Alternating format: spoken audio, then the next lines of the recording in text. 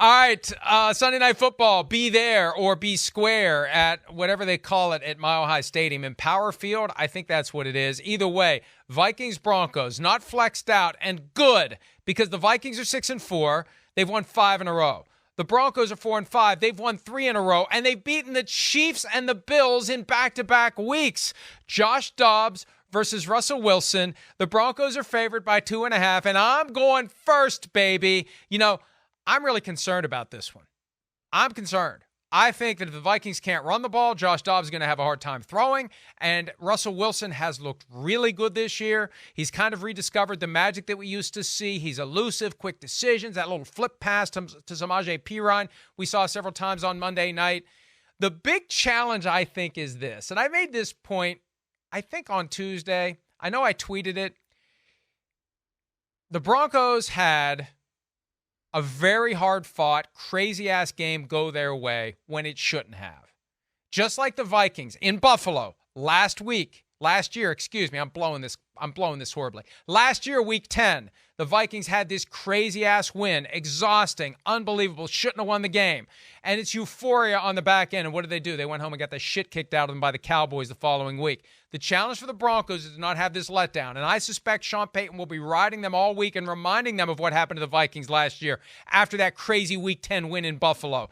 I don't know that it's going to matter. You got 5 days to turn it around, and the Vikings are feeling very good about themselves. I can't pick against the Vikings, not after they've won 5 in a row. 23-20, Minnesota wins it. I don't feel very confident about it, and I could very well see the Broncos win the game. Now, we'll see, Christopher, what you have to say about this one. Oh, well, I'm going with the Broncos.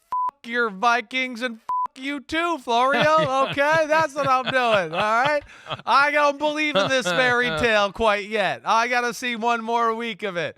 All right, I mean, you said all the right things. I mean, listen, what Dobbs is doing is great. O'Connell is great. There's not enough run game, I think, for me. You know, that's where you brought this up on PFT today. You can run on the Broncos. There's an interior part of that D line that's certainly not special there. But I don't know if you guys are good enough to really take advantage of that the way some other teams can, right? So I look at that, and that Broncos defense has been better.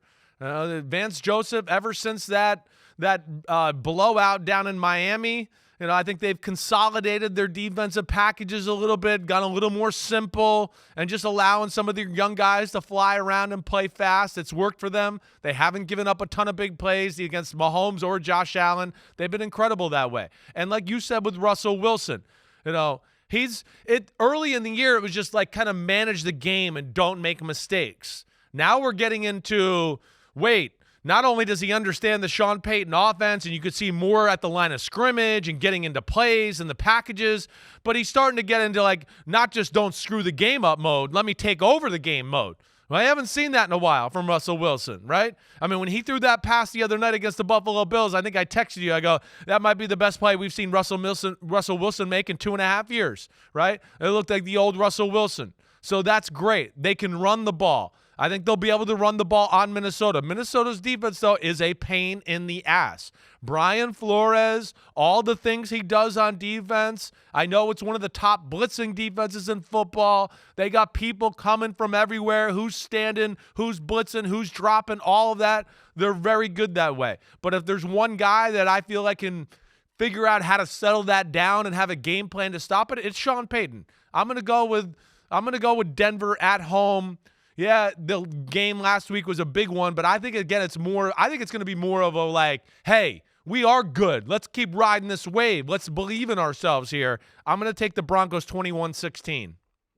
Yo, what up, homies? Thanks for watching. Remember, subscribe to Chris Simms Unbuttoned. Right now, we got Sunday pod, right? So you can have it Monday morning. We recap all the action. Wednesday, it's the What the Happened podcast. We're going to get deep in the weeds on the key matchups of the week. And then Thursday, I'm picking games with that jerk Florio. So you know where to find us, homies. Keep watching. Peace out. We'll see you.